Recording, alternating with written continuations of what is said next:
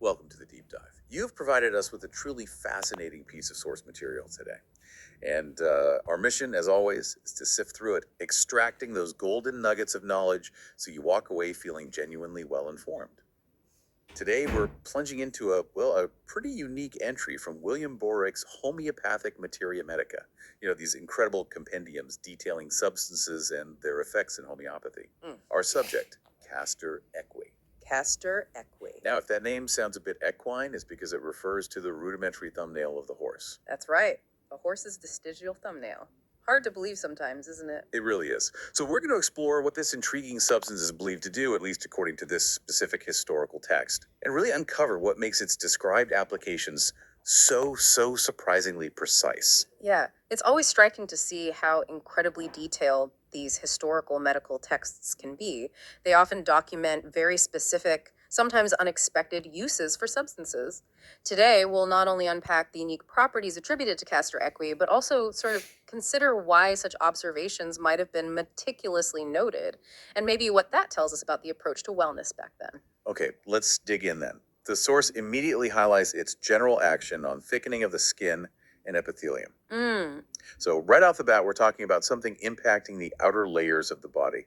What's significant about starting there? Well, that's a crucial foundational insight, really. If we look at the broader picture, this general action on skin and epithelial tissues acts almost like a common thread, an underlying principle connecting many of the specific conditions we're about to explore. It sort of speaks to the perceived core affinity of the remedy. Okay, that makes sense. Now, what I found particularly intriguing, maybe even a bit strange, was this immediate jump to psoriasis linguae. Psoriasis on the tongue. That's quite specific, and honestly not something I would have immediately linked to a horse's thumbnail. What's the context usually given in these texts for such seemingly disparate applications? Well, even for people familiar with psoriasis, seeing it described as psoriasis linguae, on the tongue, is a specific detail often highlighted in these materia medicas. It really pushes beyond the usual skin applications, and it kind of showcases the empirical, almost exhaustive cataloging of symptoms linked to a substance, no matter how unusual they seemed. Right, they just recorded what they observed. Exactly. But perhaps the application that receives the most emphasis in the text, described as a highly useful remedy, is for cracked and ulcerated nipples. And the text explicitly states this comes from the clinical experience of Herring and his fellow provers. That level of detail is striking. Does that suggest this was maybe a particularly common ailment they recorded? Or perhaps a condition where this remedy just showed notable success in those historical provings? That's an excellent question. These sources, they compile observations from provings. Right, where they gave it to healthy people to see what happened. Correct. And alongside that, they include clinical results, which are observations gleaned directly from treating actual patients. So the detailed description for nipple issues suggests it was either a prevalent complaint where this remedy was thought effective, or perhaps its effects were just particularly pronounced and clear in the provings. The specificity here is key. It allows practitioners to really try and match a remedy to a very precise set of symptoms. And the description really doesn't hold back on the specifics for the chest area. It notes cracked, sore nipples, excessively tender, alongside swelling of mammae, violent itching in breasts, and areola reddened. Very graphic description. Very. And it also explicitly notes it affects principally female organs. That paints a really clear picture of the presenting symptoms. Absolutely. These specificities, they paint a very clear diagnostic picture, at least within the framework of the Materia Medica, and that emphasis on female organs further refines its described scope of action. It's a prime example, really, of the meticulous symptomology these texts aim to capture to guide remedy selection. Okay, so shifting a bit from the more superficial, the Materia Medica also notes Castor Equi's influence extending to deeper tissues. It says nails and bones. And it even specifies pains. Pain in right tibia and coccyx. How does this sort of extend the understanding of its action beyond just the skin and epithelium we started with? Well, what's noteworthy here isn't just that it affects bones, but the precise location of pain. Right, not just leg pain. Exactly. Specifically the right tibia and the coccyx, the tailbone. This depth of detail is characteristic of these texts and would have been incredibly useful for practitioners aiming for that perfect symptomatic match. It suggests a more, systemic action that goes beyond just surface level issues, maybe hinting at a broader influence on connective tissues, perhaps. Interesting.